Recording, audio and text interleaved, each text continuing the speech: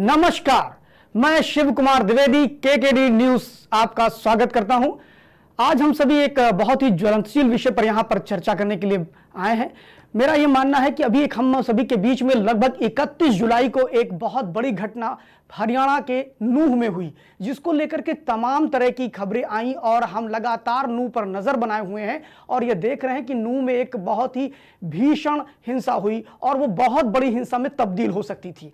जैसे कि हम जानते हैं कि कई नरसंहारों का इतिहास भारत के अंदर रहा है और एक बहुत बड़ा नरसंहार होने से बच गया, लेकिन वह हिंसा तब भी बहुत बड़ी हिंसा कही जाती है, जिसमें लगभग 120 से ऊपर गाड़ियों को जलाया गया, जैसा कि खबरें आई। और दूसरी तरफ यह भी बताया गया कि 5 लोगों की उसमें हत्या हुई। बड़ी व्यापक पैमाने पर सरकारी और गैर सरकारी संसाधनों को क्षति पहुंचाई गई। जब हम बात नूह हिंसा की करते हैं, इस पूरी चर्चा में हम आपके सामने लगातार नूह हिंसा को लेकर के एक एक विस्तार से चर्चा करेंगे। हम इस पूरे कार्यक्रम में चर्चा करने वाले हैं कि नूह में हिंसा क्यों हुई, उसका कारण क्या था। हम ये चर्चा करने वाले हैं कि नूह की हिंसा के बाद सरकार ने क्या कार्रवाई की। हम यह भी चर्चा करने वाले हैं कि इस घटना के बाद राजनीतिक नफा नुकसान किसको क्या हुआ। साथ ही हम यह भी बताएंगे कि नूह हिंसा में जो मुख्य रूप से आरोपी कहे जाते हैं वह मेवात के रहने वाले मेव जाति के जो मुस्लिम हैं, उनका इतिहास क्या है और वह कैसे कन्वर्ट हुए, वह हिंदू कब तक थे, कब तक, और उन्होंने क्या किया इस देश के लिए। और भी बहुत सी ऐसी अनसुनी कहानियां आपके पास हम प्रस्तुत करेंगे जो आपको लगेगा कि नूह की हिंसा पर हम कुछ नया देने का प्रयास करेंगे। मैं इस विषय पर आगे बढ़ते हुए आपसे बताना चाहूंगा कि नूह की हिंसा जो है वह अभी हमने देखा कि 31 जुलाई को नूह में बहुत बड़ी हिंसा हुई और उस हिंसा का कारण क्या था। विश्व हिंदू परिषद द्वारा लगातार एक परंपरागत शोभा यात्रा निकाली जाती है। वह शोभा यात्रा जो थी वह ब्रिज मंडल के माध्यम से हर सावन में निकाली जाती थी, जिसको ये लोग ब्रिज यात्रा कहा करते थे, ब्रिज भगवा ध्वज यात्रा। और उस यात्रा को लेकर के मेवात के पूरे क्षेत्र में यात्रा जाती थी। कई गांव में जहां जहां शिव मंदिर था उस यात्रा को लेकर जाते थे। हम ये कहना चाहेंगे कि इस यात्रा को बीच में ही रोकना पड़ा। वह यात्रा नलहर मंदिर से लेकर के श्रृंग गांव, उसका अंतिम छोर था, वहां तक वो नहीं पहुंच पाई। नलहर मंदिर पे पहुंचते ही वहां पर उन पर हमले होने शुरू हुए। लगभग 200 से ज्यादा मुस्लिम युवाओं ने, मेवाती मुसलमानों ने उन पर आक्रमण किया। और सबसे बड़ी चीज उनका साहस देखिए कि उन्होंने आम हिंदुओं पर तो हमला किया ही किया, उस शोभा यात्रा में चलने वाले हिंदुओं पर हमला किया ही किया, उन्होंने साइबर क्राइम की एक चौकी को फूंक डाला, वहां के लोगों को आगजनी की और पुलिस की गाड़ियों को भी जलाने का काम किया। स्थिति इतनी भयावह थी कि वहां पर जो प्रत्यक्षदर्शी थे वो देखने वाले बता रहे थे कि उनको कुछ समझ में नहीं आ रहा था। छोटे छोटे बच्चे, महिलाएं, लगभग 2,500 से 3,000 की संख्या में उन्हें अपने प्राणों को बचाने के लिए नलहर के उस शिव मंदिर में जाकर के अपने आप को छुपना पड़ा, जो कि अगल बगल पहाड़ों से घिरा हुआ था। आप लोगों को जानकर आश्चर्य होगा कि जब ये हिंसा प्रारंभ हुई तो उसके कुछ चंद घंटों या मिनटों में हम कह सकते हैं कि लगभग 80 गांव के लोगों वहां पर पहुंचे और वो जाकर के 80 गांव के लोग जो मेवात के नूह के रहने वाले थे, उन्होंने चारों तरफ से पहाड़ पर घेरा और वो फायरिंग कर रहे थे, वो गोले फेंक रहे थे। और कुछ प्रत्यक्षदर्शियों का तो ये भी कहना है कि उनके पास लेटेस्ट वेपन थे। सोचने की बात है कि इतनी बड़ी तैयारी कैसे हुई। और जब हम इस हिंसा को देखते हैं तो एक मन में तो प्रश्न आता है कि कहीं ये कश्मीर का जो हिंसा थी, जिस प्रकार कश्मीरी ब्राह्मणों को भगाया गया, जिस प्रकार सीए की आड़ में पूरे देश को अस्थिर करने का काम किया गया, वह पूरी टूल किट एक तरह की लग रही है। चाहे वो कृषि आंदोलन की बात करिए, चाहे वो सीए के प्रोटेस्ट को लेकर के बात करिए, लगभग सब वैसा ही है। हम हर हिंसा में लगभग 2014 के बाद से हम देखते आ रहे हैं, चाहे वो सीए का प्रोटेस्ट हो, चाहे वो विभिन्न दंगे हो, हर दंगे में कहीं ना कहीं कोई विदेशी एंगल आ जाता है। हर दंगे में कहीं ना कहीं कट्टरपंथियों का नाम आता है और हर दंगे पर एक देश के अंदर एक ऐसा वातावरण, एक नैरेटिव सेट किया जाता है जैसे लगता है कि पूरी तरह से आरोपी हिंदू ही है। मैं फिर कहना चाहूंगा कि आपको दिल्ली दंगा याद होगा, 2020 में ट्रंप को आना था और दिल्ली दंगे में जब दंगा हुआ, भीषण दंगा हुआ, जिसमें आम आदमी पार्टी के पार्षद ताहिर हुसैन को जेल भी जाना पड़ा, जो उसकी चार्जशीट बनी, उसमें एक आईबी के इंस्पेक्टर, बहुत नौयुवक थे जिनका नाम था अंकित शर्मा, उनकी 50 बार चाकुओं से गोद करके हत्या की गई। हम उस पर भी जब जाते हैं और जब दिल्ली दंगे की बात करते थे तो सो कॉल्ड सेकुलर कहने वाले लोग जो बार बार भारत के उन लोगों के साथ खड़े होते हैं जो भारत का विरोध करते हैं, जो भारत के संविधान की दुहाई देकर के ही संविधान को तार तार करते हैं, ऐसे लोग क्या कर रहे थे। दिल्ली दंगे में भी लोगों ने, पूर्ण दंगा किसने किया?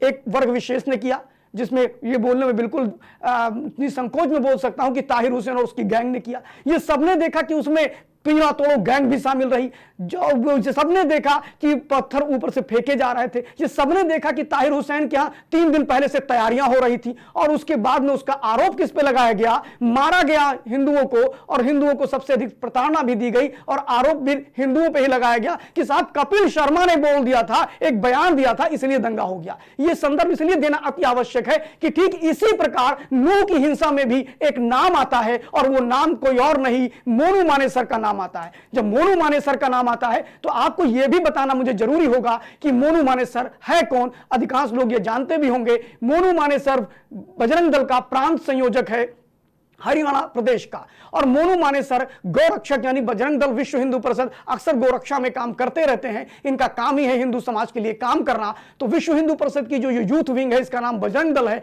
इसके कार्यकर्ता, इसके प्रदेश संयोजक मोनू मानेसर ने कुछ दिन पहले एक घटना घटी थी जो कि राजस्थान के बॉर्डर में घटी थी, जिसमें जुनैद और नासिर को मारा गया था और उसकी लाशों को जला पाया गया था। अभी तक जो कि राजस्थान की सरकार है, जहां पर कांग्रेस की सरकार है, उसने जुनैद और नासिर की हत्या में मोनू मानेसर को पहले एक्यूज बनाया, उसके बाद में उसकी विवेचना करी। विवेचना करने के बाद यह पाया गया कि जुनैद और नासिर की हत्या में मोनू मानेसर का हाथ नहीं है। उसके बावजूद भी मोनू मानेसर को थ्रेटिंग दी जाती है, धमकियां दी जाती हैं और बार बार उसको क्या नाम है, किसी भी काम के लिए उसको जब देखो तो धमकियां मिलती हैं। मोनू मानेसर को लेकर के अगर हम बात करें तो हरियाणा के एक विधायक हैं और नूह के ही विधायक हैं, जिनका नाम है ममान खान। उन्होंने तो यहां तक कह दिया, सदन के पटल पे कह दिया, संविधान की इतनी बड़ी स्थली जिसको मंदिर कहते हैं, विधानसभा के अंदर कहा कि अगर मोनू मानेसर दिखाई पड़ गया तो उसको हम प्याज की तरह निचोड़ देंगे, प्याज की तरह फोड़ देंगे, ये शब्दों का प्रयोग किया। इससे तो हिंसा नहीं होती है जैसे लगता है, जो लोग नैरेटिव सेट करते हैं, कभी मोनू मानेसर का, कभी कपिल मिश्रा जी का करते हैं। तो मैं कहना चाहता हूं कि क्या इससे हिंसा बढ़ती है कि नहीं बढ़ती है। दूसरा, हरियाणा का ही एक विधायक है जिसका नाम है मोहम्मद इलियास, उसने भी इसी प्रकार की धमकी दी कि मोनू मानेसर को हम जीवित नहीं छोड़ेंगे, ऐसा करेंगे, वैसा, तरह तरह के मतलब वो बयान दिए जो बयान देने से समाज में घृणा हो सकती है, जिस बयान को देने से समाज में सांप्रदायिक दंगे आ सकते हैं। इस प्रकार की हरकतें मोहम्मद इलियास ने भी किया, लेकिन उन बयानों पर कभी कोई टिप्पणी नहीं हुई। देश की शोकाल, अपने आप को सेकुलर लोग कहने वाले लोग ने इस पर कोई प्रश्न नहीं खड़ा किया, कोई बातचीत नहीं की। और जब नूह की घटना घट रही थी, जब 3000 हिंदू, महिला, पुरुष, बच्चे जब चिल्ला रहे थे कि मुझे बचाओ बचाओ, 6 घंटे के बाद वहां पर सरकार भी व्यवस्था देने में असफल हो गई, वो भी बिल्कुल परेशान हो गई, क्योंकि ये घटना जो थी ये नूह से लेकर के मेवात के क्षेत्र से होते हुए सुहाना, गुड़गांव तक पहुंच गई और इतनी बड़ी घटना थी, जगह जगह उन्होंने रोडों को ब्लॉक कर दिया। और सबसे बड़ी चीज ये थी कि ये पूरी सोची समझी चाल थी। इससे पहले मैं बताना चाहूंगा कि इस घटना के ठीक बाद सरकार ने जो कार्रवाई करना प्रारंभ किया, लोगों ने ट्विटर के माध्यम से और सारे माध्यमों से सरकार से गुहार लगाई, फिर सरकार ने उनको एयर लिफ्टिंग भी उनका काम किया, उन्हें बचाने का काम किया, धीरे धीरे लोगों को निकाला गया और बहुत भारी पुलिस बल के नेतृत्व में थोड़े थोड़े टुकड़ों में लोगों को निकाल के बचाने का काम किया गया। और ऐसी परिस्थिति में जब सरकार ने कार्रवाई करना प्रारंभ किया तो स्थिति यह आई कि उसमें एक साबिर और एक अफाक, एक भरतपुर राजस्थान से पाए गए और दूसरे हरियाणा के ही, इन दोनों को अरेस्ट किया गया। अब तक सरकार ने जो कार्रवाई की है वो आपको बताना चाहेंगे। सरकार ने लगभग 202 एफआईआर दर्ज की है हरियाणा के अंदर और 98 लोगों को रिमांड पर लिया है। उन्हीं रिमांड में एक साबिर है, अफाक है, वो कहता है कि उनको व्हाट्सएप मैसेज दो दिन पहले आया और उनसे कहा गया कि खाल चौक पर आइए और बड़ी भारी संख्या में। बाकी तो छोड़ दीजिए, सरकारी गवाह, पुलिस वाले भी ये कह रहे हैं कि डंपर से भर करके और बड़ी बड़ी गाड़ियों से भर करके लोग लाए गए और वहां नलहर पर जाम लगाया, उन्होंने मारपीट करना शुरू किया और किसी को भी नहीं छोड़ा, ना पुलिस वाले को छोड़ा, ना बच्चों को देखा, ना किसी को देखा। यह परिस्थिति क्या बताती है कि हर भारत के अंदर जो घटनाएं घटती हैं, खासतौर पर मुस्लिम पक्ष द्वारा जो ये घटना की गई, इसमें पूरी सोची समझी साजिश थी। चाहे वो सीए की साजिश हो, उसमें तो पीएफआई का कनेक्शन आया था। और यहां तक कि योगी आदित्यनाथ की सरकार ने जब उत्तर प्रदेश के अंदर 34 जिलों में इस पर कार्रवाई की थी तो उसमें ईडी भी इन्वॉल्व हुई और एनआईए भी इन्वॉल्व हुई और वहां पर एक बड़ा कनेक्शन निकल करके आया पीएफआई का, जिसमें 124 करोड़ रुपए लोगों के खाते में दंगे करने के लिए डाले गए थे और उनका नेतृत्व करने के लिए देश भर के अलग अलग प्रांतों से लोग आए थे। यहां भी वो कनेक्शन दिखाई पड़ रहे हैं। यहां भी अशफाक और साबिर कहता है कि उसे व्हाट्सएप के माध्यम से कहा गया खाल चौक पर पहुंचना है। खाल चौक पर पहुंचने के बाद वहां पर एक भीषण दंगा होता होता है, बम पर उपद्रव होता है। पहले तो 200 लोगों की ग्रुप होता है, धीरे धीरे वो ग्रुप बढ़ता जाता है, लगभग 10,000 लोग, ऐसा प्रत्यक्षदर्शी बोलते हैं कि हम उनको गिन नहीं सकते थे, इतने लोग हैं। फिर एक बात आती है कि अगर वहां पर जो गाड़ियां जली, उस गाड़ी में कोई ना कोई तो बैठा रहा होगा, और वो गाड़ी सरकार जितने आंकड़े दे रही है उससे ज्यादा चश्मदीद गवाह दे रहे हैं कि वहां पर ज्यादा गाड़ियां जली हैं।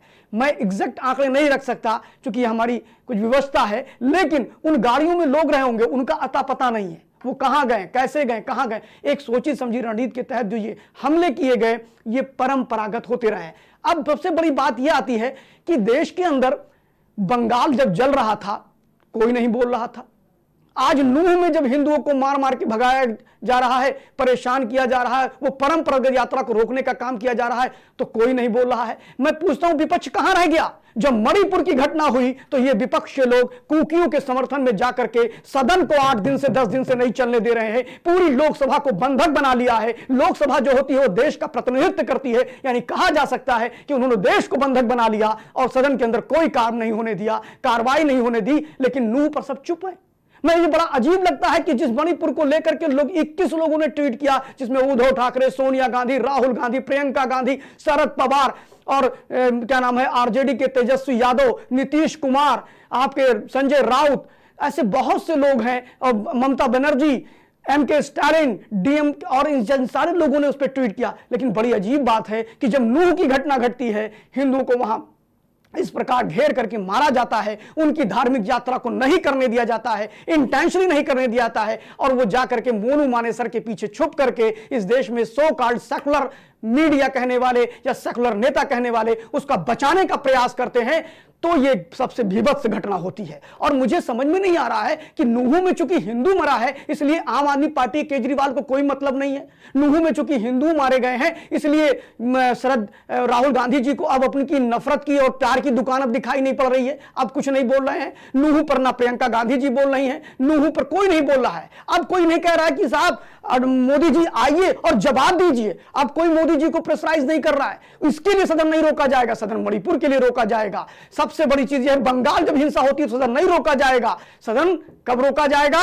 जब कोई उनके अकॉर्डिंग, उनकी सिचुएशन के हिसाब से कोई घटना इस देश के अंदर घटेगी। मैं पूछना चाहता हूं कि अभी कल की घटना है, 2 दिन पहले की घटना है, जब राजस्थान में एक बच्ची को जला दिया जाता है, कोई नहीं पहुंचा। ना वहां प्रियंका गांधी का ट्वीट आ रहा है, ना नीतीश कुमार का ट्वीट आ रहा है। ये जितने INDIA के नेता हैं ये क्या कर रहे हैं? नूह की घटना पर वो चुप मौन हो गए हैं, साध लिया उन्होंने। इस पर सिर्फ एक ही चीज मुझे कहना है कि मैं जब इस देश के अंदर हिंदू अपनी धार्मिक यात्रा करता है, चाहे वो रामनवमी की यात्रा करता हो, चाहे वो दुर्गा पूजा के विसर्जन की चर्चा करता हो, कभी बंगाल में दीदी उसको रोक देती हैं तब हाई कोर्ट कहता नहीं इनको विसर्जन करने की मांग करता है, हाई कोर्ट उनको परमिशन देता है। कभी इस देश के अंदर आप बिहार में चले जाइए, दुर्गा पूजा को लेकर के आए दिन वहां पर संघर्ष होते रहते हैं। उत्तर प्रदेश की स्थिति उससे बदली, यहां की सरकार ने काम किया, कार्रवाई की, और ऐसे जो उपद्रवी तत्व थे उनको 2019 में ही समझा दिया कि अब चलेगा नहीं। लेकिन मैं कहना चाहूंगा कि उत्तर प्रदेश की तरह ही उत्तर प्रदेश के मुख्यमंत्री माननीय आदि योगी आदित्यनाथ जी ने एक नजीर पेश किया,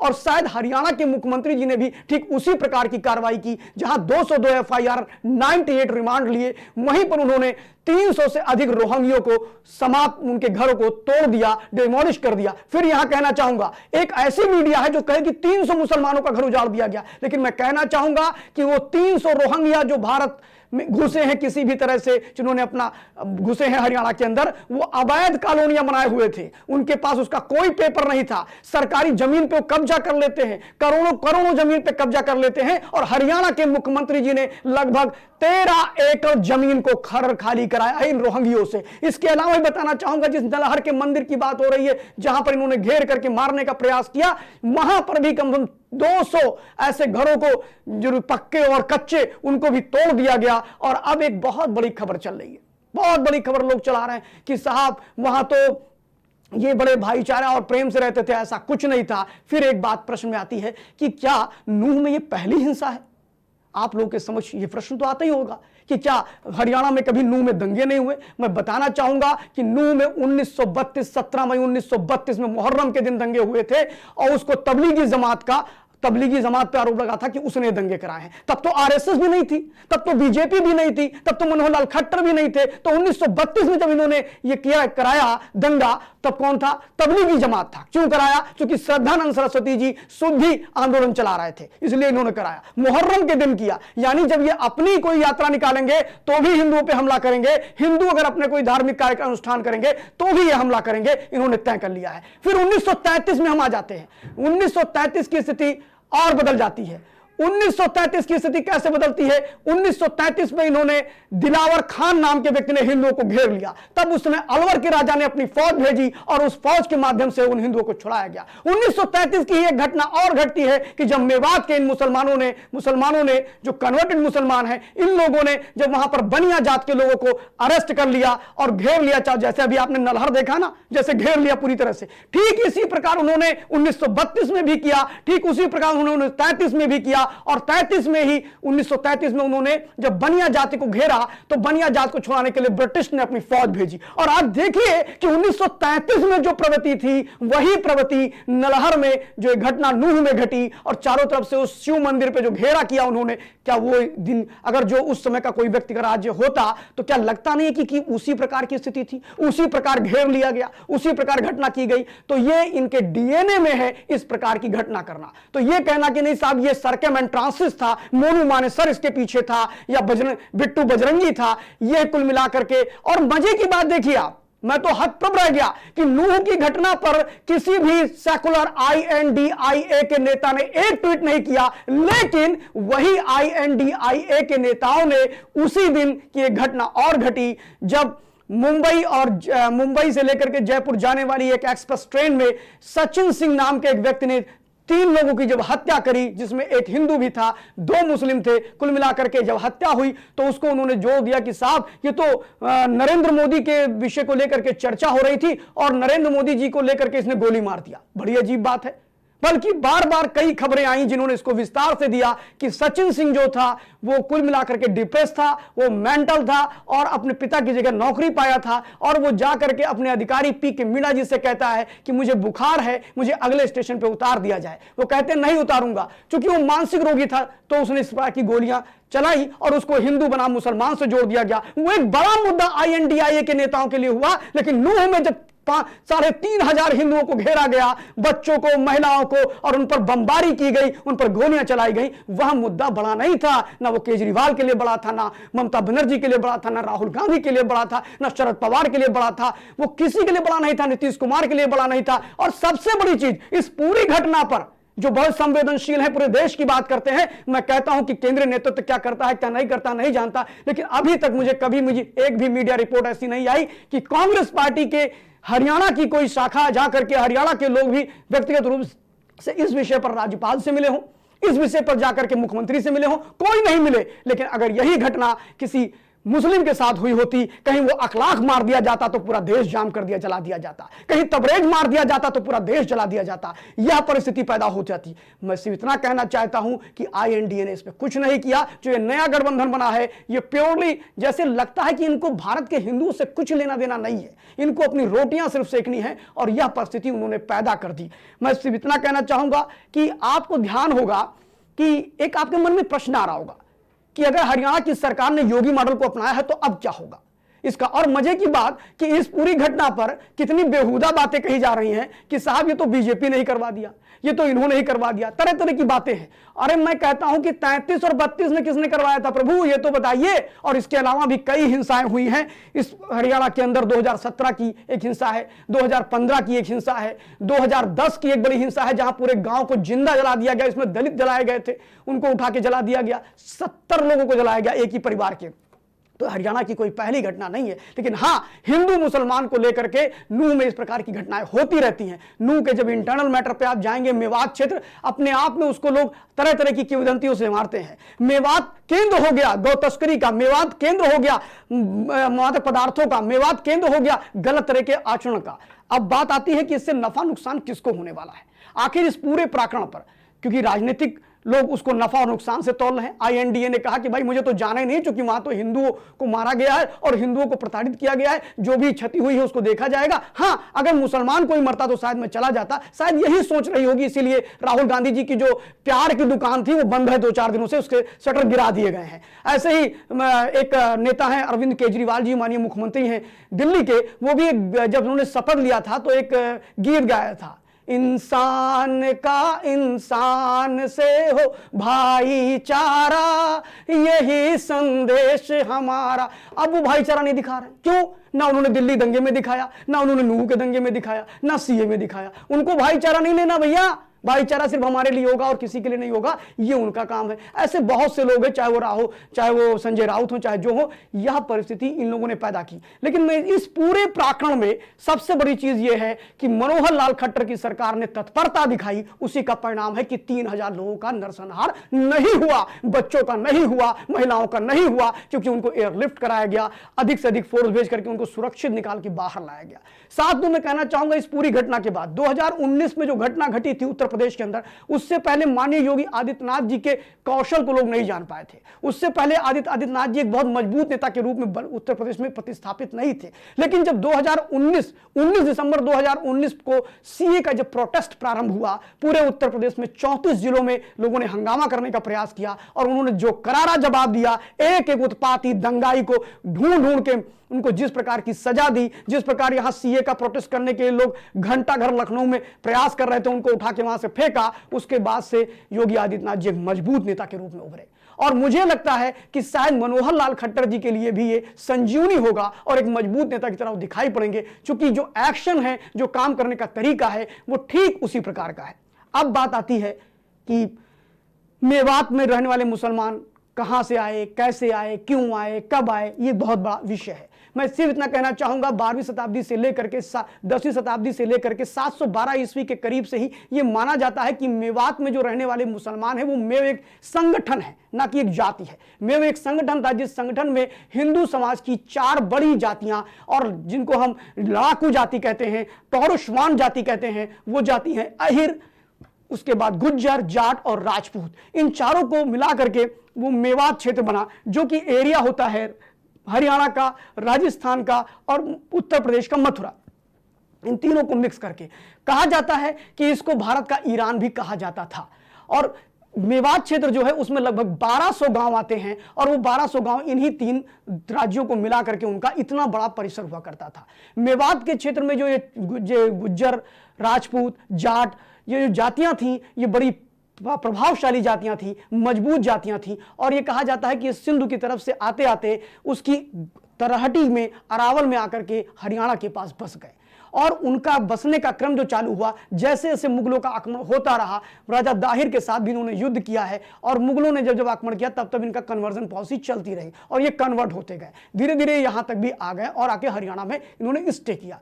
और स्टे करने के बाद स्थिति ये आई कि ये जातियां बड़ी वीर थी, हर व्यक्ति को इनकी आवश्यकता महसूस होती थी और इनके साथ रहते थे। इन जातियों में बताना चाहूंगा कि हरियाणा के नूह में जो मेवात क्षेत्र में रहने वाले लोग हैं, इनमें 12 खाप हैं, और 12 खाप में 6 खाप जो हैं वो अहिर जाति के हैं, जिनमें लगभग 18 गोत्र हैं। और फिर हम बात करेंगे 6 खापों की। उन 6 खापों में जाट हैं, राजपूत हैं और आपके गुज्जर हैं। जब हम बात करेंगे तो जो जाट हैं उनमें 14 गोत्र हैं, राजपूत और गुज्जर में 10-10 गोत्र हैं।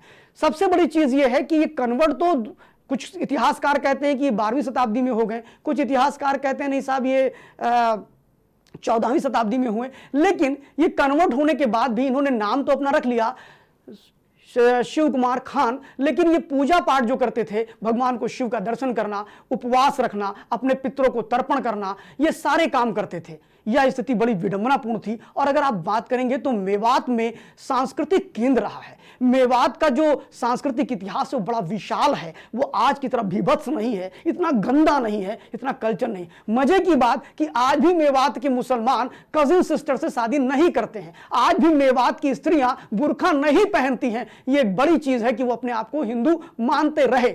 1980 और 1990 तक वो बाकायदा हिंदुओं की तरह पूजा करते थे, हिंदुओं की तरह माओ बिगाड़ते थे, अपने शादी विवाह रीति रिवाज उसी तरह से करते थे मुसलमान होने के बाद भी। और आपको बता दें कि यह स्थिति बड़ी खराब स्थिति लगी और 1890 तक तो वो बहुत प्योरली हिंदू ही की तरह कल्चर पूरा करते थे और वो अपने पितरों को तर्पण से लेकर के सारे कार्यविधि जो थी वो हिंदू धर्म के कर्मकांड को अपनाया करते थे। लेकिन आपको बता दें कि जब तबलीग जमात का जो संस्थापक था उसको लगा कि साहब ये तो बड़ी दिक्कत वाली स्थिति पैदा हो जाएगी, यहां तो बहुत स्थिति खराब हो जाएगी। तब उन्होंने अंजुमन इंतजामिया के नाम से एक कमेटी बनाई और उन्होंने इन लोगों को बताना शुरू किया, इल्म देना शुरू किया कि साहब ये तो आप मुसलमान ही नहीं है, आप 5 वक्त का नमाज पढ़िए, आप इनसे काफिर हैं, इनसे दूर रहिए, आप इनसे कोई मतलब मत रखिए। ये बताते बताते उनको इतना कट्टर बना दिया गया कि आज वही मेवात का मुसलमान जो कि भाई भाई था, खून था, रक्त था, जाटों का, गुज्जर का, राजपूतों का, और इसमें चौहान वंश भी आते हैं, इसमें कई वंश आते हैं,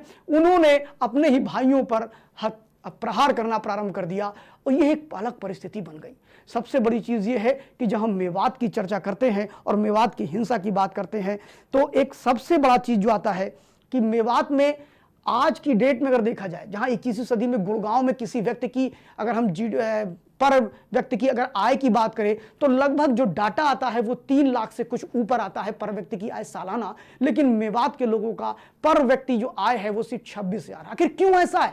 वो तो बहुत बड़ा क्षेत्र है, बहुत बड़ा एरिया है, फिर भी ऐसा हुआ। और मेवात में जो एनसीआरबी के डाटा है, जो साइबर क्राइम का फ्रॉड होता है, जिसमें जामताड़ा का नाम आप लोग जानते होंगे। जामताड़ा वही जामताड़ा जो झारखंड में एक ग्रुप बना करके उन्होंने रखा है, वहां भी मुस्लिम सबसे अधिक हैं जामताड़ा में। और वो लोग जितने भी ओटीपी से के माध्यम से जो फ्रॉड होते हैं, जितने भी साइबर फ्रॉड होते हैं, आपके अकाउंट से पैसे कटते हैं, चाहे उसका माध्यम एटीएम की ओटीपी हो, चाहे आपके मोबाइल फोन का ओटीपी हो, इस तरह जितने फ्रॉड होते हैं जामताड़ा, और जामताड़ा में पुलिस भी प्रवेश नहीं कर पाती है, यह भी आपने सुना होगा। ठीक उसी प्रकार का एक गैंग नूह में भी तैयार है और लगभग 57,274 ऐसे केसेस में एनसीआरबी के डाटा में बताया जाता है कि 12% केसेस सिर्फ नूह में है। तो ये बड़ा ही आज की स्थिति है। आज वो क्राइम का गढ़ हो चुका है, जिस नूह और जिस मेवात को लोग सांस्कृतिक और सामाजिक धरोहर मानते थे, जिस पे पीएचडियां हुई हैं, पाकिस्तान पास्ट एंड प्रेजेंट करके एक पुस्तक लिखी गई है, उसमें भी उसकी सांस्कृतिक समृद्धि की बात करी गई है, मेवात की बात करी गई है। और यह बताया गया कि मेवात के मुसलमान ने राणा सांगा के साथ मिलकर के बाबर को परास्त किया था। मेवात के मुसलमानों ने ही जाकर के बैरम खां को गुजरात में दौड़ा करके मारा था। तो वो बहुत ही वीर और साहसी लोग थे। तब वो कहने के मुसलमान थे, पूर्णतः वो सनातन संस्कृति को ही अपनाते थे। बात यह आती है कि आज नूह की घटना पे जिस प्रकार एक बड़े बहुत दलों ने मौन साध लिया है और आज नूह की घटना पे जिस प्रकार सोशल मीडिया में बातें हो रही हैं और एक तरह से बार बार आरोपी, कभी मोनू मानेसर को लेकर आप बोल दोगे, कभी कपिल मिश्रा को लेकर के कहोगे कि काम हिंदुओं ने ही किया है। मैं पूछता हूं, दिल्ली में जब श्री राम जी की यात्रा रामनवमी में निकल रही थी तब किसने बयान दिया था? किसी ने दिया था क्या? आप कहते हो साहब वो नारे लगा रहे थे, ऐसा एक भी एविडेंस नहीं है कि नूह की घटना में कोई नारे लगा रहा था। क्या हम जय श्री राम बोलना भी छोड़ दें? क्या हम अपने उत्सव मनाना भी छोड़ दें? यह स्थिति तो नहीं बन सकती है। और आप जब रोडों पे अपने जुलूस निकालते हैं, चाहे मुहर्रम के निकालते हैं, अभी मुहर्रम के जुलूस में अंबेडकर नगर में पाकिस्तान जिंदाबाद बोल रहे थे, इस पर उन सोशल मीडिया वालों ने क्यों एक्टिविटी नहीं की? इस पर उन सोशल मीडिया वालों ने क्यों नहीं बोला? आईएनडीए के नेता कहां है? अरे मजे की बात तो यह है कि 2022 के चुनाव से पहले समाजवादी पार्टी के एक कार्यक्रम में भी इसी प्रकार की हरकतें हुई थी। मैं कहना चाहूंगा कि आज भारत के जो हमारे व्यूअर्स हैं उनको ये सोचना होगा कि भारत किस तरफ जा रहा है और किस तरफ हमें जाना होगा। भारत को अगर बचाना है, बार बार आरोप से हिंदुओं पे लग जाएंगे, ऐसा नहीं हो सकता है। मैं पूछता हूं कि पूरी दुनिया की अगर परिस्थिति आप देख लीजिए, नूह की घटना में कोई इन्वॉल्वमेंट किसी का नहीं था, किसी को उकसाने का प्रयास नहीं किया गया। ये परंपरागत यात्रा थी जो विश्व हिंदू परिषद निकालता था। सुरेंद्र जैन जो विश्व हिंदू परिषद के मंत्री हैं राष्ट्रीय, उन्होंने ये बात बोली कि हमारी परंपरागत गई। आज तक कभी ऐसा नहीं हुआ। इसका मतलब है कि ये जानबूझकर किया गया और साबिर और अफवाक के कहने पर बहुत कुछ अभी इंटेलिजेंस निकाल रही है और आप देखिएगा आगे आगे कि बहुत कुछ निकलने वाला है, कार्रवाई भी तगड़ी हो रही है। आज फ्रांस को ले लीजिए आप, पूरी दुनिया में यहां पर चलिए हिंदू गलत हो सकता है, विश्व हिंदू परिषद गलत हो सकता है, आरएसएस गलत हो सकता है, अन्य संगठन गलत हो सकते हैं, कपिल मिश्रा गलत हो सकते हैं, मानेसर मोनू गलत हो सकते हैं, बिट्टू बजरंगी गलत हो सकता है, जो कि काल्पनिक लोगों को ला करके इसमें डाला जा रहा है, जिनका कोई इस विवाद से, इस हिंसा से लेना देना नहीं, उन्हें जबरन घुसेड़ा जा रहा है। चूंकि यह कांग्रेस की एक समय नीत रही थी। मैं आपको बताना चाहूंगा कि जिस समय 1977-75 में इमरजेंसी लगी तो उस समय आरएसएस के लोगों को अंदर डालना शुरू किया गया, जनता दल के लोगों को अंदर डालना शुरू किया गया, कई राजनीतिक दलों के लोगों को, कांग्रेस के राजनीतिक दलों को छोड़ के बाकी सभी को अंदर डालना शुरू किया गया।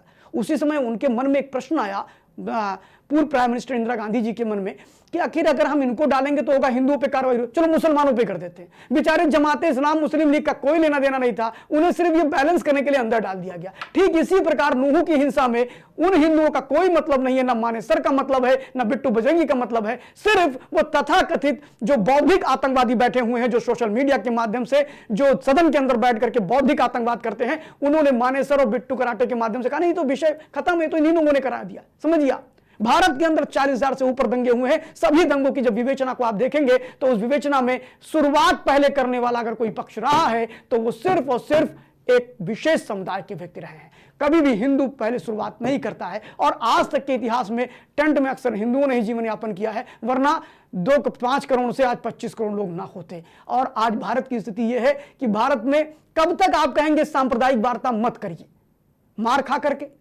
हमें मारते रहो, सेकुलरिज्म चलता रहेगा, हमारे पूजा स्थलों को तोड़ते रहो, सेकुलरिज्म चलता रहेगा, बिना बात के उमेश कोहले को मार दो, सेकुलरिज्म चलता रहेगा, बिना बात के कन्हैया लाल को मार दो जयपुर में, सेकुलरिज्म चलता रहेगा। मैं पूछ रहा हूं कि लगभग 10,000 लोगों को चुनावी रंजिश के बाद बंगाल में जब भगाया गया और उन्हें प्रताड़ित किया गया, वो प्रताड़ित करने वाले कौन थे? असम में जाकर के उनको शरण लेना पड़ा। ठीक उसी प्रकार की परिस्थिति अभी बंगाल में जो पंचायत चुनाव हुआ उसमें भी किया गया। अगर मणिपुर में हमारी किसी बहन को उनके साथ अभद्र व्यवहार किया गया और उनकी फोटो को सोशल मीडिया पर डाला गया, तो उसी प्रकार का ही घटना बंगाल में हुई। उस पर आईएनडीए का कोई पैनल नहीं गया, कोई प्रतिनिधि मंडल नहीं गया।